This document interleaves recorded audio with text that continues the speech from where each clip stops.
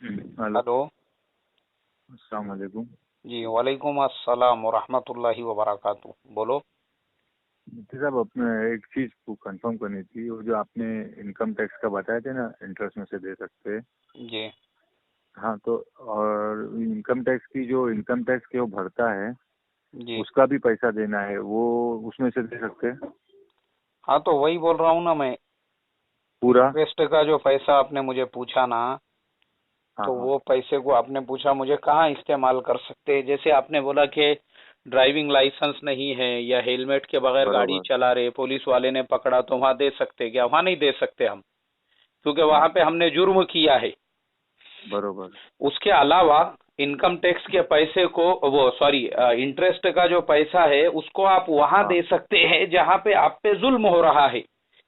अब जो अच्छा। इनकम टैक्स है ना, चूंकि हम लोग हैं मुसलमान, हम्म, हम हम ऑलरेडी ज़कात साल देते को हैं। ज़कात निकालते हैं और गवर्नमेंट को भी हम लोग टैक्स देते हैं। हम लोग सर्विस टैक्स पे करते हैं, हम लोग होम टैक्स पे करते हैं, हम लोग नल का टैक्स पे करते हैं, वाटर टैक्स पे बरोबर। करते हैं, रेसिडेंशियल टैक्स पे करते हैं, कॉरपोरेशन हाँ। का टैक्स, ये सब टैक्स हम लोग हलाल कमाई में से देते हैं।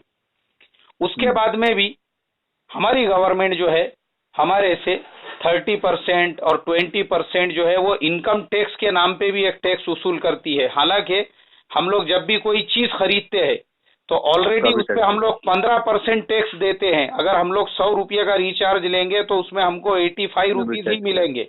उसमें भी हमारे 18 से 20% टैक्स। यहाँ तक कि अगर हम लोग किसी 5 स्टार या 3 स्टार रेस्टोरेंट में खाना खा रहे हैं और वहां का बिल अगर हमारा 1000 रुपये हो गया, तो गवर्नमेंट उसमें भी हमारे से जो है 150 से 200 रुपये टैक्स लेती है।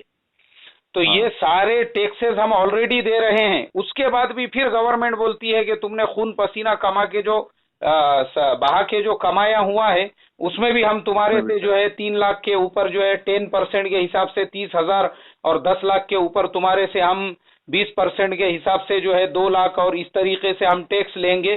तो एक मुसलमान के ऊपर वो जुल्म हो गया। तो हमारे हाँ, बुजुर्गों ने, हमारे उलामा ने इसकी इजाजत दी है कि भाई ठीक है, ये जो जुल्म वाला पैसा है उसमें आपका बैंक का जो इंटरेस्ट से आया हुआ पैसा है वो इनकम टैक्स में आप पे कर सकते हैं, उसकी इजाजत है। अच्छा। तो और वो जो साथ में जो आदमी दे रहे फाइल देने जा रहा है, उसका पैसा भी उसमें डाल सकते हैं ना? हाँ, चूंकि वो पूरी प्रोसेसिंग उसी लिए तो करना पड़ रही है।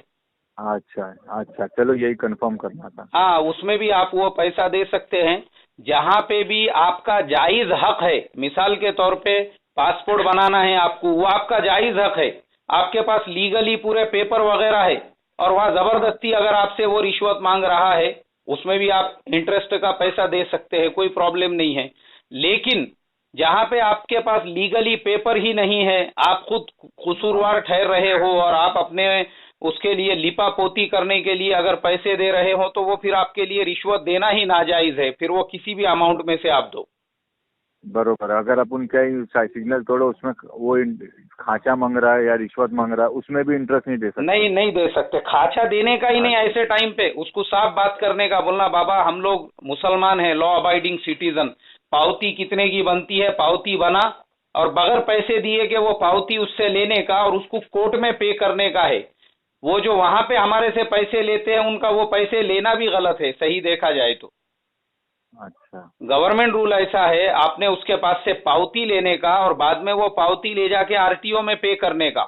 चलो ठीक है, कोई बात नहीं, अगर वहां भी हम पे कर रहे हैं, उसको खाचा नहीं देने का, उसकी बजाय उससे पावती लेने का बना के। अच्छा। हाँ, पावती बना के लेंगे ना, तो वो पैसा फिर गवर्नमेंट का गवर्नमेंट को जाएगा, उसके जेब में नहीं जाएगा। अच्छा, हाँ। चलो जज़ाकल्लाह। चलो ठीक है, कोई बात नहीं। अस्सलाम वालेकुम। वालेकुम अस्सलाम वरहमतुल्लाहि वबरकातुहू।